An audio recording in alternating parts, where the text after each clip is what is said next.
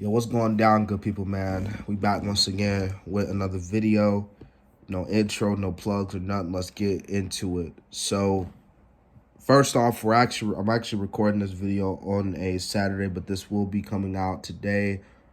Watching this on a Sunday, and I finally wanted to talk about the topic that's kind of going on in the wrestling community, mainly on wrestling Twitter, because, well, that's where it started.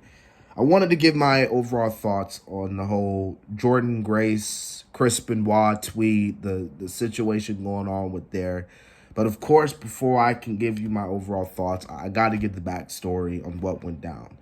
Now, for those who don't know who Jordynne Grace is, she is the current Impact Knockouts champion, which is completely understandable if you don't know who she is, because let's be real, Impact isn't as popular like it was back in the day. So, it's completely understandable if you don't know her or half of the Impact roster nowadays. But that's besides the point.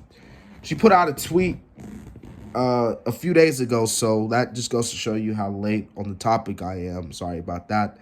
But anyway, she was like, and you can see it in the picture here, "This is going to be the coldest take I ever tweet on this app. I already know y'all gonna be mad." So she already knew what she was gonna, like, she knew that she was gonna get a lot of hate. She knew that she was about to get damn near canceled, I guess you can say. But anyway, she was like, "I don't think Benoit could 100% hang with most of the present day best wrestlers. Hell, he would not even be able to remember matches. Also, may he burn in hell, amen." And she has a prayer emoji. And basically, I think she even followed up with a tweet saying, like, "Proving the point, I said something very likely critical about him. People jumped to defend him. He should never be defended. Duke lost that right when he gave his 7-year-old and Xanax," I believe that's how you pronounce it. I don't know. If I mispronounced, I'm sorry. "And strangled him while he was already unconscious."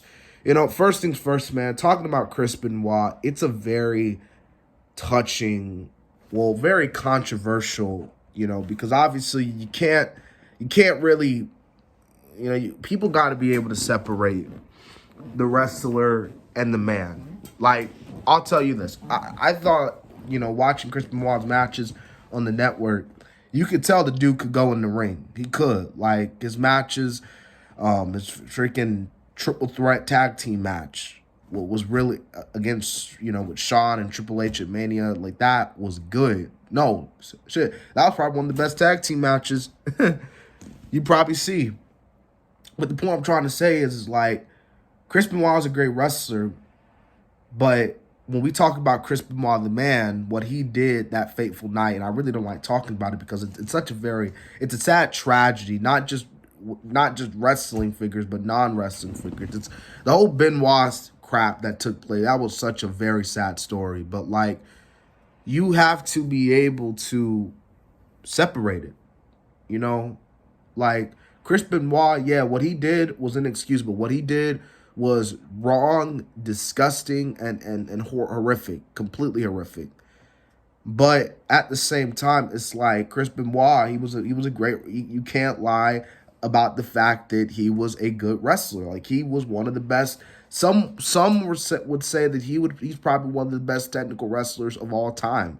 He's up there with the likes of Bret the Hitman Hart, for example. And I think the problem with this tweet, the reason why Jordynne Grace did caught a lot of fire, why a lot of people were really going in on this chick, was simply due to the fact that it's like, you're like, okay, we get it. What he did was inexcusable, but you're literally discounting how great of a wrestler he was simply because of what he did. Okay. And to say that, oh, he couldn't keep up with 100%, like, none of the wrestlers today, it's kind of laughable in a sense, because, like, Chris Benoit, he would out, if he was to fight Omega, he would out wrestle Kenny Omega. Benoit would out wrestle Bryan Danielson. All right, he would out wrestle half of the Impact roster. As a matter of fact, he would out wrestle everybody on that Impact roster. Okay, like, and I'm not exaggerating when I say that. I'm being like sincere when I say that. That lets you know how good Chris Benoit was good as a wrestler. But so long story short, you got to be able to separate the man, the character, and the man. You know, like like I said earlier in the video, like I respect Benoit the wrestler, appreciate him, man, great wrestler. His emotional title win, his emotional celebration with Eddie was amazing, but yet now Chris Benoit the human, oh, that's a whole different story. You know, I could, you know what I mean? So yeah, man. So it's just like that, man. I mean, there's really nothing else to say, and it's you know, it's just like that. It's just like that. Excuse me. So yeah, I think the way she put in that tweet, it was just the way she said it. You know, it's just. But yeah, so that's really my overall thoughts on the situation. I hate this is a 6 minute video. I hate it being long, but yeah, Chris Benoit, one of the best technical wrestlers. He was great for his time. Definitely, if this tragedy never happened, if Benoit was still alive, I bet you he would out wrestle half of any roster.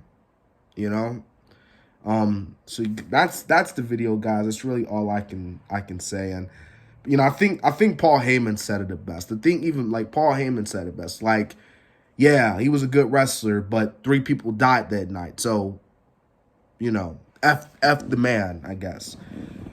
But anyways, guys, that's the video. I don't want to keep you guys any longer. I do appreciate it if you did make it this far.